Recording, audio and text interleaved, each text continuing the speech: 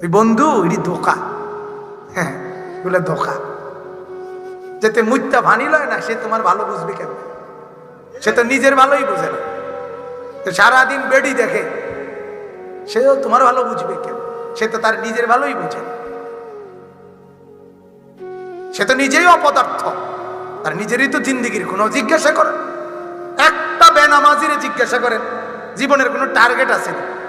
কোনো টার্গেট নেই। টার্গেট একটাই, পাত কতুড়ি খাওন, শীতেইয়া ঘুম যান, এটাই টার্গেট, আর কিচ্ছু নেই।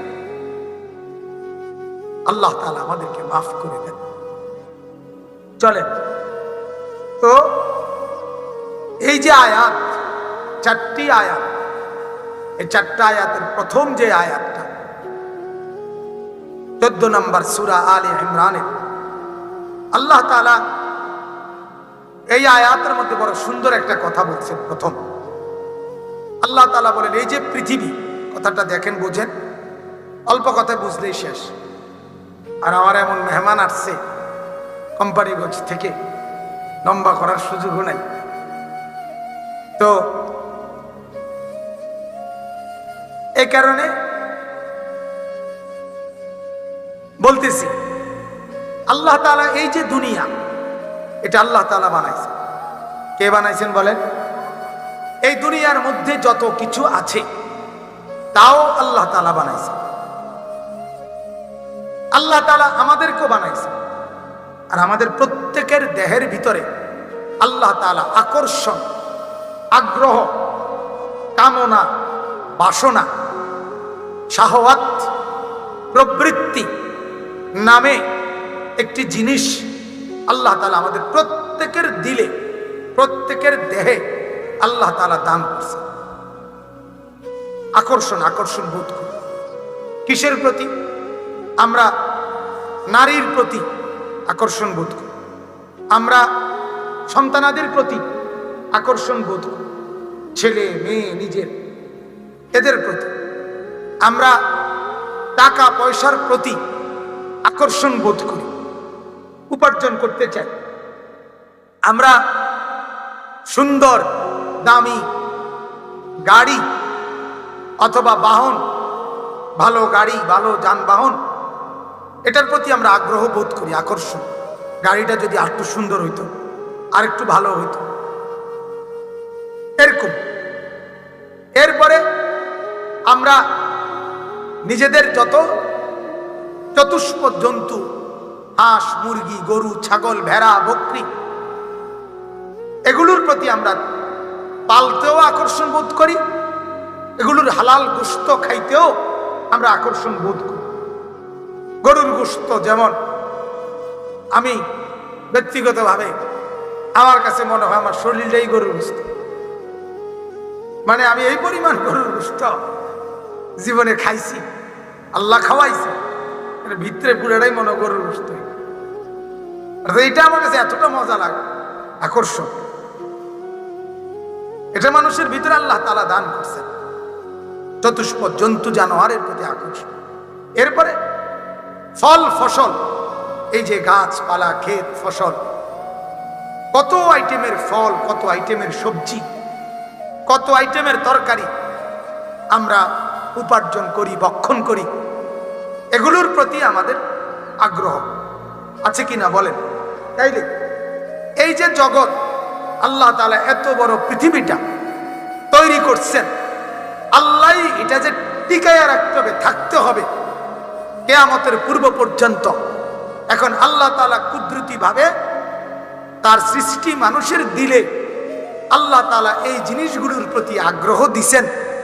এই কারণে এগুলোর আগ্রহের মধ্যেই মানুষ এগুলো উপার্জন করতে চেষ্টা করবে, আর এই উপার্জনের নেশায় আমার পৃথিবী সামনের দিকে আগাবে, সামনের দিকে বাড়বে। তো আল্লাহ তাআলা কুরআনুল কারীমের মধ্যে এই প্রথম 14 নম্বর আয়াতে এই কথাটা বলছে যে আমি আল্লাহ তাআলা 6টি জিনিসকে মানুষের জন্য খুব বেশি দুনিয়াতে আকর্ষণীয়, লোভনীয় করে দিয়েছি। কয়টি জিনিস? 6টি জিনিস। 1 নাম্বার দেখেন, যুয়্যিনা লিন-নাসি হুব্বুশ শাহওয়াত, আল্লাহ তাআলা বলেন মানুষদের জন্য আকাঙ্ক্ষার বস্তু, কামনার বস্তু, আগ্রহের বস্তু হিসাবে প্রিয় করে দেওয়া, মহব্বতের বস্তু হিসাবে সৌন্দর্যময় করে দেওয়া হয়েছে আল্লাহর পক্ষ থেকে। কি কি? আল্লাহ বলেন 1 নাম্বার মিনান নিসা, নারী, নারীর প্রতি আকর্ষণ। প্রত্যেকটা পুরুষের দিলের মধ্যে নারীর প্রতি আকর্ষণ আছে, বৈধ অবৈধ পরে, সেটা আমি পরে কইতেছি, আগে আকর্ষণটা। নারী মাত্রই তার প্রতি পুরুষের একটা অন্তহীন সীমাহীন আকর্ষণ আছে। আল্লাহ তাআলা বলেন এটা আমি তৈরি করছি, এটা আমার সৃষ্টি। এই আকর্ষণ আল্লাহ বলেন আমার তৈরি, তাহলে আমরা এটা কই পাইলাম? কথা বলেন নাকি? আমাদের এই চোখ নারী দেখতে মন চায়, এটা আমরা কই পাইলাম? এই আকর্ষণ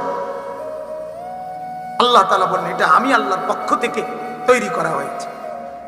2 ওয়াল বানিনা, সন্তানাদি, ছেলে মেয়ে পরিজন, এদের প্রতি আকর্ষণ। সুন্দর একটা ফ্যামিলি, আমার 2টা ছেলে, আমার 2টা মেয়ে, আমার একটা স্ত্রী, এই যে আমার এই পরিবার, আমার এই সন্তানগুলো।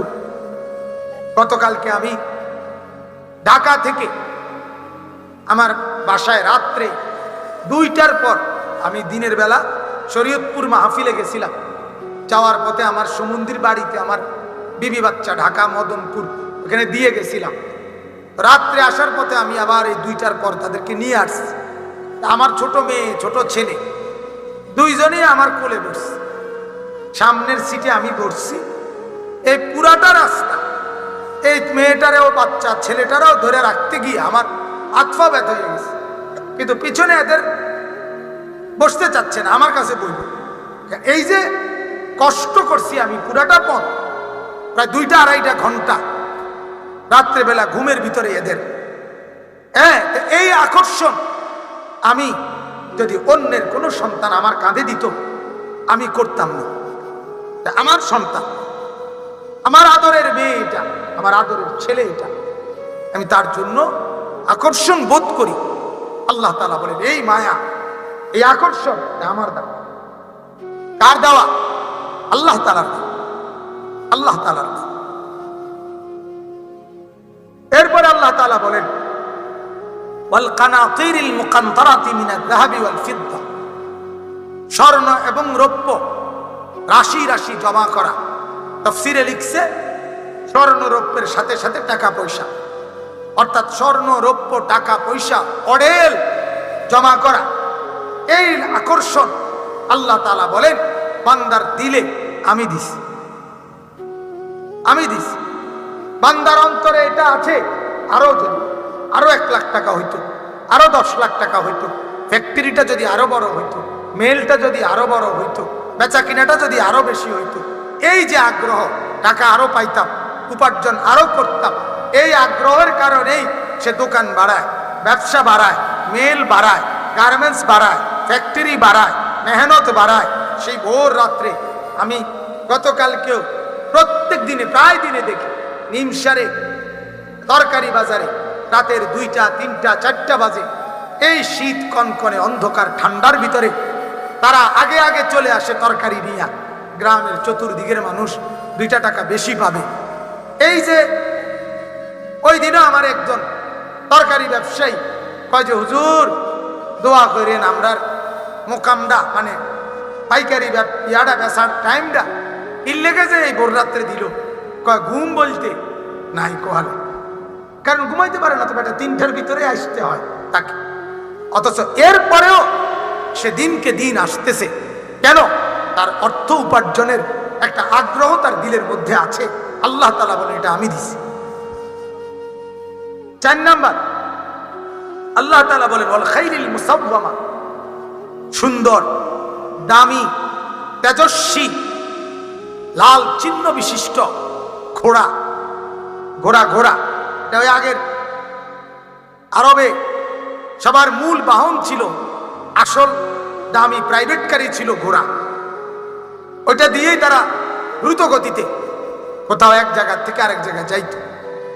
তো এখন এটার থেকে তাফসীর অর্থাৎ যানবাহন প্রত্যেকেই চায় আমার চলার বাহনটা, আর এই অটো যদি টাকা থাকতো সিএনজি যেতাম, সিএনজিতে গেলে একটু দিয়ে তাড়াতাড়ি হতো, প্রাইভেট কারে গেলে আর একটু আগে যাইতে পারতাম।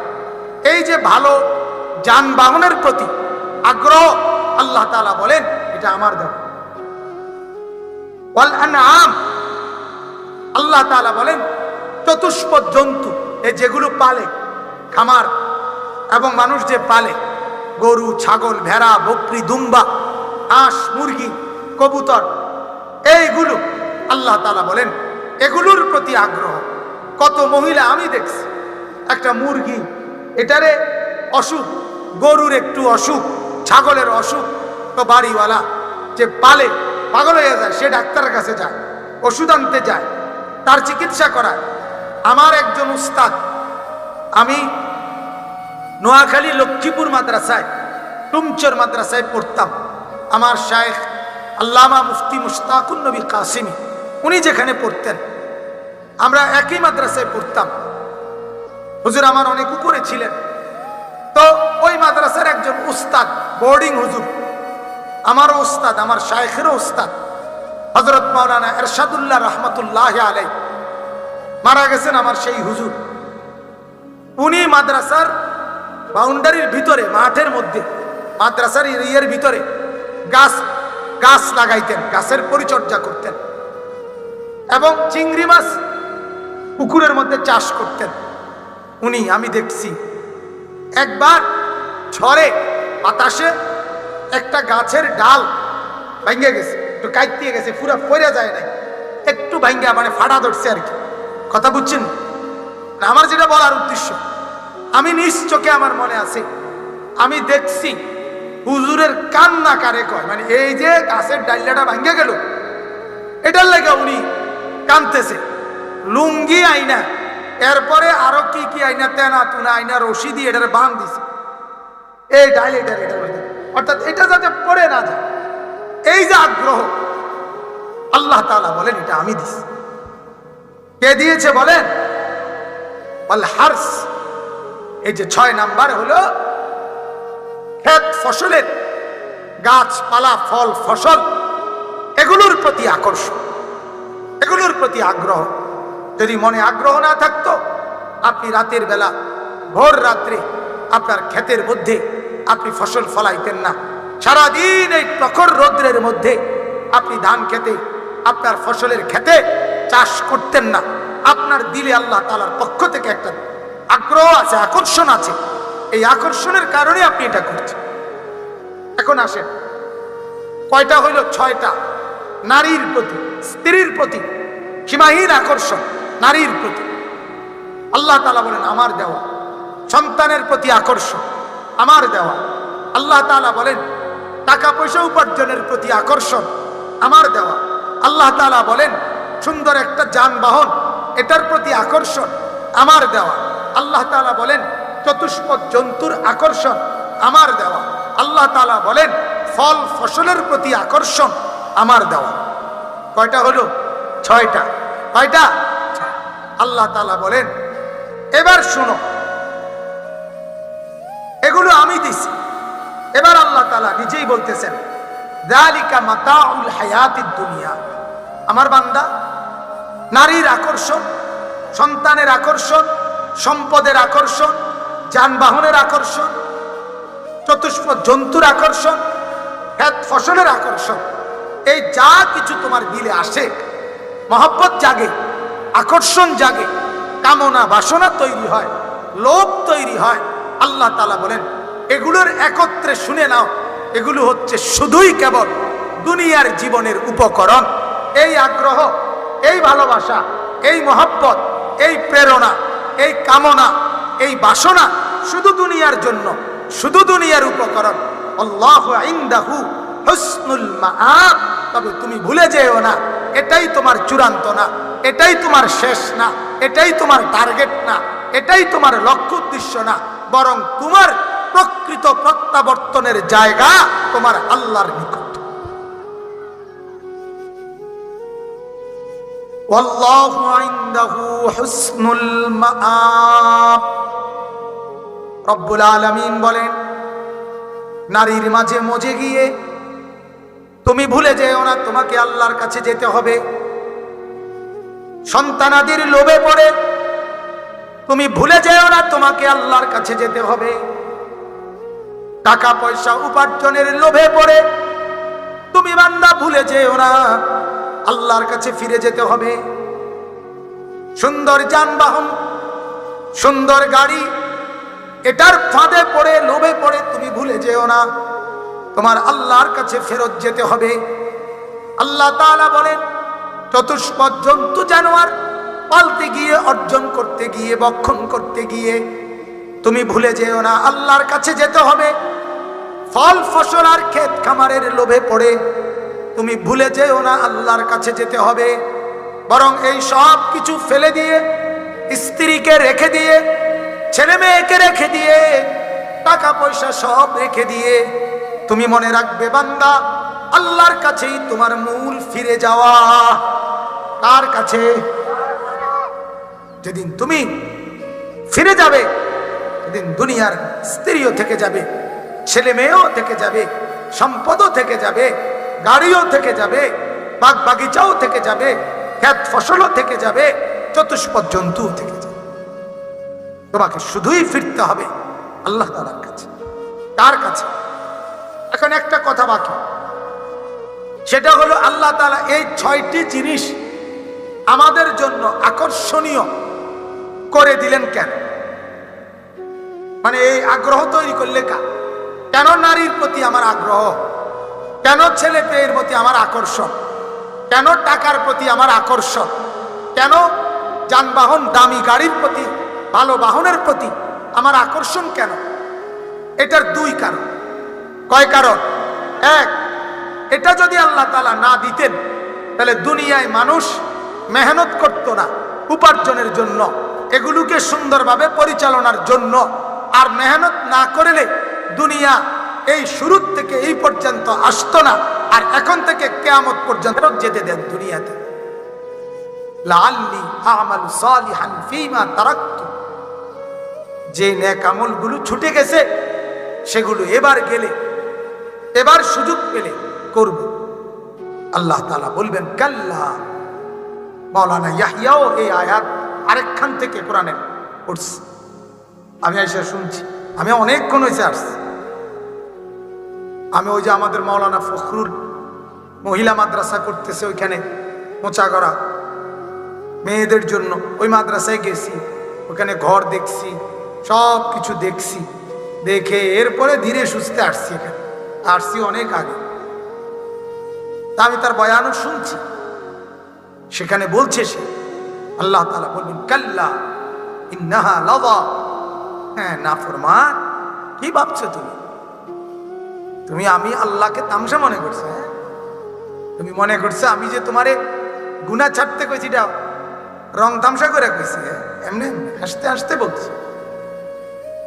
ইন্নাহা লাযা, এটা জাহান্নামের ভীষণ ভয়ঙ্কর প্রজ্বলিত অগ্নি। এখন এটাতেই জ্বলতে হবে, ফেরত যাওয়ার সুযোগ হবে না ভাইয়া। এই জন্য ছেলেরা নিজের ফিকির করো, নিজের।